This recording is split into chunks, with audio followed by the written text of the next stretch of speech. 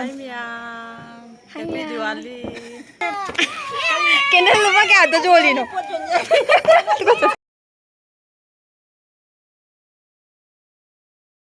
Model कैसे बनोगी? शिरम दो रे।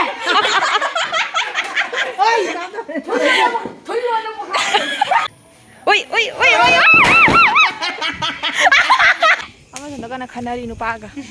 मेकुन की नुपा हाउ कोई बलाई। नम्मा दे थोका ना लाउ दे। यो लाउ ना री उसका नाम ना री.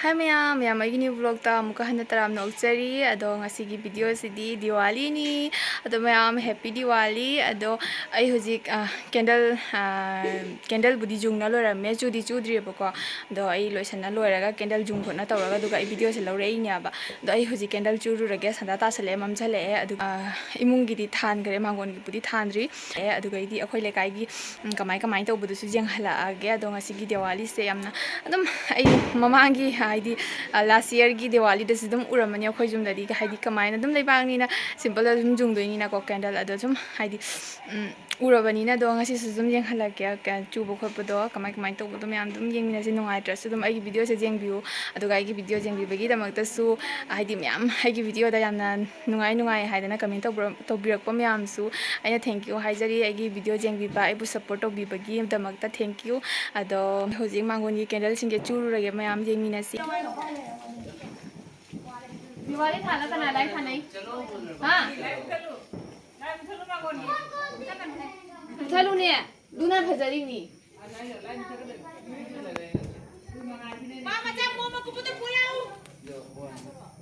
मैम आई कैंडल से अमम तौना चूरे दो आई वीडियो से हम माना कापीरी ने बा दुगी आई तुलसी बोंगसु कैसु लोइना चूरे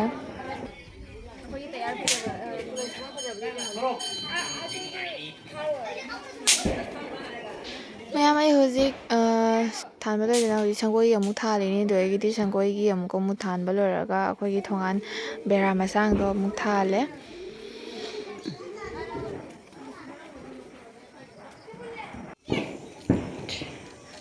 अखोइ थोंगान जे कैंडल खरा वाले चहिदा जत्रा तौगरे मोइ जुम अहनबा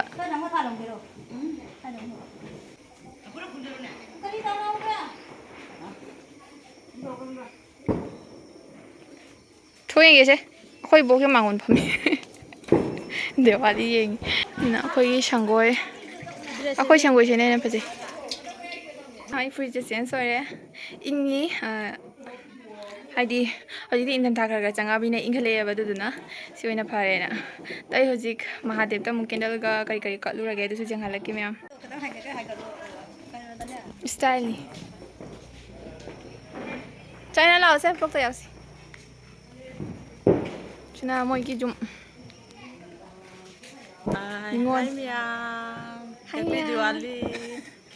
Kasi di mayum da nangya. Ako pupugi phiroi lakpadagi. Ai hojik Mahadev ta candle kaluge moi ate loi kana gare. Ado silor gam ko mutu amchoi gi lakhi dum kat toini. Ko gi thongan. Happy Diwali. Mahadev kalam haba. Katri kat pe thoklai ni.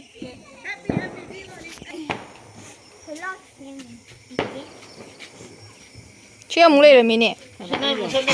John nó chỉ có lấy đi. Mình sao giàu được có mình. Cái John thì nó cái delivery là có mà liền nè. Chứ cái nó parcel chứ cái này nó. Parcel chứ.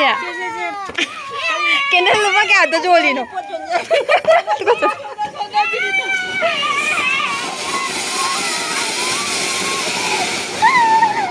Andai ma'am आई पापा तौदना लाई Khurram थोए बको candle खरा जुंबी रे महादेव की तो candle Zumba लोरगा लाई खुरम लोरगा आई Baum Hadi ये दिवाली ने Baum थादरदि नुंगाइते ना आई Baum थारे बको महादेव की ममांगदा दुजो इना थाबा ngami je kabok saibi ga chuchuri ga tani ate ahe ngamde aina kabok saibi ma thae kabok saibi ma thale ga komu makha da leibi do ur leibi do adu maga thae Agano do thale.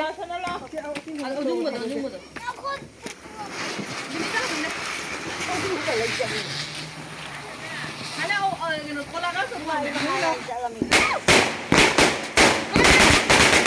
Bas. Se mga video nya law doy ni. ꯎꯗꯔꯦ ꯅꯪ ꯂꯥꯛꯑꯣ ꯑꯉꯥꯟꯕꯗ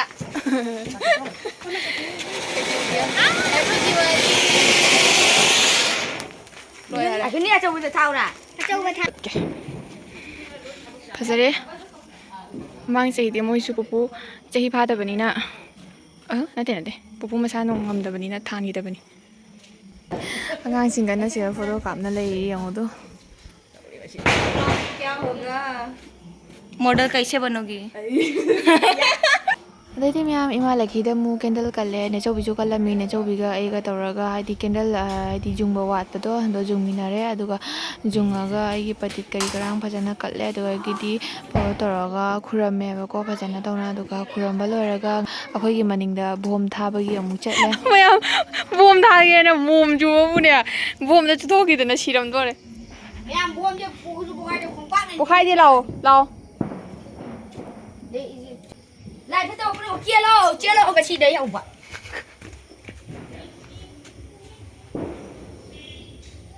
ꯆꯦꯟꯈꯔꯦ ꯂꯣꯏ ꯆꯦꯟꯈꯔꯦ ꯑꯗꯩ ꯃꯌꯥꯝ ꯑꯩ ꯃꯅꯤꯡꯗꯩ ꯊꯣꯛꯂꯛꯑꯒ ꯑꯉꯥꯡꯁꯤꯡ ꯃꯌꯥꯝ bomb ꯊꯥꯅ ꯈꯣꯠꯅ ꯇꯧꯕꯗꯣ ꯑꯃꯨꯛ ꯉꯥꯏꯍꯥꯛ ꯌꯦꯡꯉꯦꯕꯀꯣ ꯌꯦꯡꯕ ꯅꯨꯡꯉꯥꯏ ꯍꯥꯏꯅ ꯃꯣꯏꯒꯤ ꯃꯇꯧꯁꯦ ꯑꯗꯣ ꯉꯥꯏꯍꯥꯛ ꯌꯦꯡꯉꯦ ꯃꯌꯥꯝ ꯌꯦꯡꯃꯤꯟꯅꯁꯤ ꯕꯣꯝ ꯊꯥꯕꯗꯣ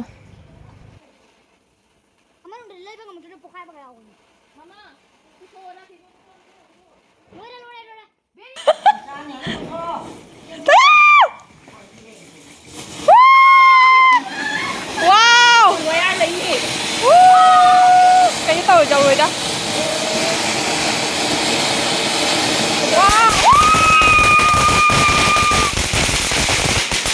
Wow, đi đi. Mà gì?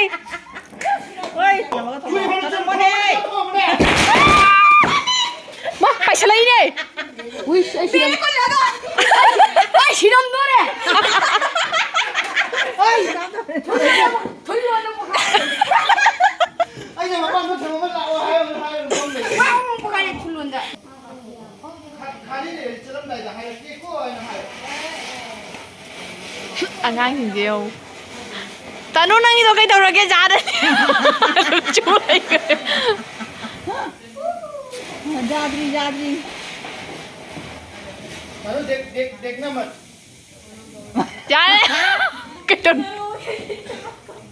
나 광나라니 니. chưa mà đấy 아야, nangi 주주리도 안 상무도 로이로이기도래 나 아무 짜우들이. có khá vậy rồi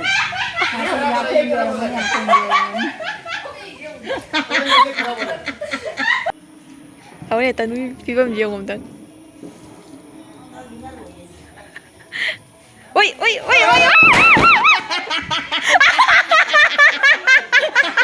cái đâu cái này sao xuống xỉa cái gì? mỗi bom chỉ cái gì thôi nó để ấm sao vậy? để phô ba âm tên lâu để bà. 오호 셔틀은 아빠 하나 기니 시세 누나 아무것도 못 가야 이거 nó không được cái chồng gì á 누나 아무것도 못 짜, 아무것도 못 가야 이거 또 저서 뭐야 그들어? 장 밤니? 아코이만 건 저기도 이니.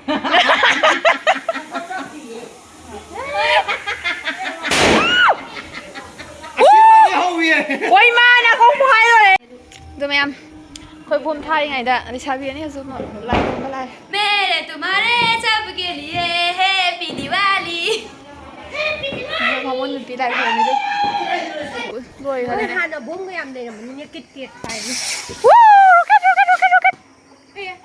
thấy nó nâng gì đó ôi ai đi anh vậy he he mal pienge mangari kharbat ma prime minister biri pi ai rồi kia to ai rồi nè lôi đi đi bà không hay vậy em Diwali mà bạn coi bây giờ tôi chuẩn nó coi thu gì kìa nó không hay vậy ama chuẩn nó cái khăn này nó pa cả mấy con kia nó pa hậu coi với lại ngâm mà đi thong ăn lâu nè ngâm mà đi thong ăn lâu nè ngâm mà đi chỉ cái lâu rồi ngâm mà đi chỉ cái lâu chỉ cơ cái nào thay vậy anh nè anh khác không mà kẹo cái đến xài là khuôn mặt nó nhẹ chân nó gây buồn cười mày em cái hồi photo cái nào cặp này chị sa nó xem mình phải rangoli to lâu này đi cái năm này đi sau này năm cái phải hay xây tầm mình cái tuần chả lẽ hay được trai đi phải xây cái nào vậy tôi đi này tôi biết đi nào đó cả nè nào xây lại rồi đấy thôi ꯑꯩ ꯍꯧꯖꯤꯛ gym ꯌꯧꯔꯛꯑꯦ ꯑꯗꯣ ꯉꯁꯤꯒꯤ ꯗꯤꯋꯥꯂꯤꯗꯤ ꯁꯤꯅꯤꯗ ꯁꯤ ꯑꯗꯨꯝ ꯂꯣꯏꯁꯜꯂꯦ ꯑꯗꯣ ꯃꯌꯥꯝ ꯑꯩꯒꯤ ꯚꯤꯗꯤꯑꯣꯁꯤ ꯌꯦꯡꯕ ꯅꯨꯡꯉꯥꯏꯔꯗꯤ ꯂꯥꯏꯛ ꯇꯧꯕꯤꯔꯝꯃꯣ ꯁꯕꯁꯀ꯭ꯔꯥꯏꯕ ꯇꯧꯕꯤꯔꯝꯃꯣ ꯀꯃꯦꯟ ꯇꯧꯕꯤꯔꯝꯃꯣ ꯑꯩ ꯍꯟꯖꯟ ꯍꯟꯖꯟꯅ ꯍꯥꯏꯃꯟꯒꯤꯅ ꯏꯀꯥꯏꯔꯦ ꯃꯊꯪꯗꯩꯗꯤ ꯑꯩ ꯁꯨꯡꯍꯥꯏ ꯍꯥꯏꯔꯣꯏꯀꯣ ꯑꯗꯨꯒ ꯚꯤꯗꯤꯑꯣꯁꯤ ꯁ꯭ꯋꯥꯏꯗ ꯂꯣꯏꯁꯤꯟꯖꯔꯒꯦ ꯕꯥꯏ ꯕꯥꯏ ꯃꯊꯪꯒꯤ ꯅ꯭ꯌꯨ ꯕ꯭ꯂꯣꯒꯇ ꯑꯃꯨꯛ ꯊꯦꯡꯅꯔꯁꯤ ꯃꯌꯥꯝ ꯕꯥꯏ